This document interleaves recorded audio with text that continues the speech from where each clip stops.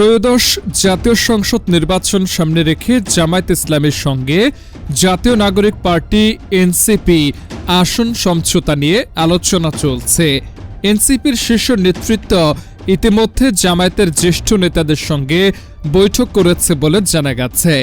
আলোচনায় এনসিপি অন্তত 50টি আসনে ছাড় চাইলেও জামায়াত এর সংখ্যাকে বেশি মনে করছে। বিষয়টি দু একদিনের মধ্যে চূড়ান্ত হতে পারে। এদিকে বিএনপির সঙ্গে সমঝোতা না হলেও তারেক রহমানের স্বদেশ প্রত্যাবর্তনের পর নতুন করে আলোচনা হতে পারে বলে এনসিপির শীর্ষ নেতারা আশা করছেন। তবে বিএনপির পক্ষ থেকে এখনও কোনো ইঙ্গিত পাওয়া যায়নি। জামায়াতের সঙ্গে সমঝোতা নিয়ে এনসিপির ভেতরে মতভেদ দেখা দিয়েছে। অন্যদিকে বৈষম্য বিরোধী ছাত্র আন্দোলনের সাবেক সমন্বয়ক আব্দুল কাদের দাবি করেছেন, দর কষাকষির পর জামায়াত এনসিপির মধ্যে 30টি আসনে সমঝোতা হয়েছে এবং এ শর্তে এনসিপি বাকি আসনগুলোতে প্রার্থী দেবে না।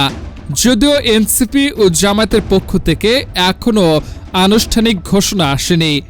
সব মিলিয়ে জামায়াত এনসিপির আসন সমঝোতা হবে কিনা এবং হলে কিভাবে হবে তা আগামী কয়েকদিনের মধ্যেই স্পষ্ট হবে বলে ধারণা করা হচ্ছে।